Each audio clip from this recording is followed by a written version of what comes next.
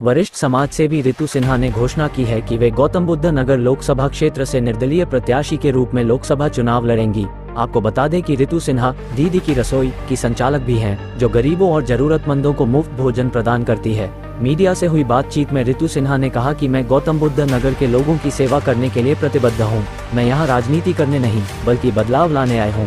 मैं शिक्षा, स्वास्थ्य, रोजगार और महिला सशक्तिकरण जैसे मुद्दों पर ध्यान केंद्रित करूंगी। मैं एक निर्दलीय प्रत्याशी के रूप में चुनाव लड़ रही हूं क्योंकि मैं किसी भी राजनीतिक दल से बंधी नहीं रहना चाहती। मैं लोगों के लिए काम करना चाहती हूं, न कि किसी राजनीतिक दल के लिए। मीडिया से हुई बातचीत में क्या कुछ और कहा रितु सिन्हा ने, आइए आपको सुनवाते हैं।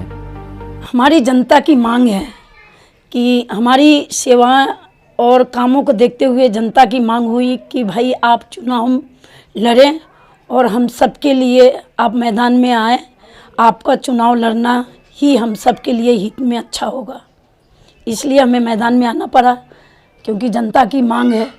क्या लग रहा है किस प्रकार से जो है मात दे पाएंगे और कितना जो है सफल हो पाएंगे इस चुनाव? पूरा बहुमत के साथ सफल होंगे।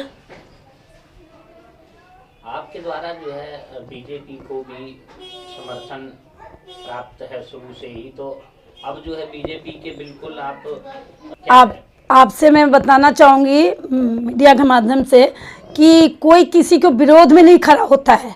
सबका अपना अधिकार है चुनाव लड़ने का, और एक ही आदमी समाज में मैदान में समाज में चेहरा दिखता रहे, बाकी किसी को मौका ना मिले समाज के लिए, जनता के लिए, तो भी वो भी सही नहीं है। और हम लोग तो गरीब तबके के लोगों की एक सेवक हैं और हमेशा इनके सेवा के लिए हर कदम पर आगे रहते हैं और करते हैं। इसलिए जनता ने हमें चुना है और मैदान में उतारा है, तो जनता उतारा है, तो जनता के लिए हमें लड़ना है चुनाव। किसके बल पर जो है चुनाव जीतने की, और मुद्दा क्या है आपका इसके पीछे? जनता के बल पर चुनाव लड़ने उतरी हूँ मैं मैदान में, और मुद्दा ऐसा है कि आपको भी पता है, मीडिया बंधु हैं, आपको भी पता है।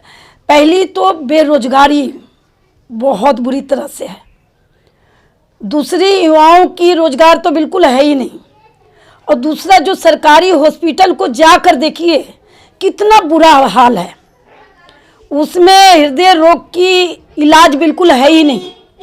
किसी को भी अटैक पड़ जाओ और लेकर जाओ तो सीधे रेफर करते हैं, और जब रेफर करते हैं दिल्ली के लिए तो सीधे वो लेते नहीं हैं, और वो पूरे इतना परेशान करके छोड़ देते हैं जिससे आदमी खत्म हो जाता है। मुख्य मुद्दा क्या है? मुख्य मुद्दा है पहला तो बेरोजगारी। जितनी ये फैक्ट्रियां बंद है, ये फैक्ट्रियां खुलनी चाहिए और युवाओं को रोजगार मिलना चाहिए। अच्छे पढ़े लिखे बच्चे रोड पर चाय बेच रहे हैं, गुटखा बेच रहे हैं, ठेली लगा रहे हैं। बताइए, ये दिन देखने के लिए इन लोगों ने इतना पढ़ाई लिखाई किया? ये हॉस्पिटल में इतनी बुरा हाल है। मैं तो दिन रात गरीब बस्ती में काम करती हूँ, गरीब बस्तियों का सेवा करती हूँ, इनको दिन रात लेकर सरकारी हॉस्पिटल में जाती हूँ। इतना बुरा हाल है, इतना बुरा हाल है कि हम बता नहीं सकते। वोट मांगने की जो शुरुआत है वो कहाँ से की जाएगी आपके द्वारा? पूरी भ्रमण करूँगी मैं।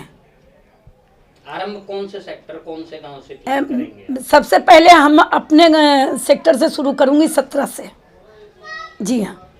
धन बल पर जो राजनीति की जाती है और राजनीति करके ही चुनाव जीता जाता है, आपके पीछे ना ऐसा कुछ जो है दिखाई दे रहा है, तो कैसे संभव है? देखिए, बड़े बड़े अरबपति करोड़पति धन के बदौलत और नोटों के बल पर वोट लेकर जीतते हैं, लेकिन मेरे पास धन नहीं है, लेकिन मेरे साथ मेरी जनता है। हम जनता के बल पर जीतेंगे।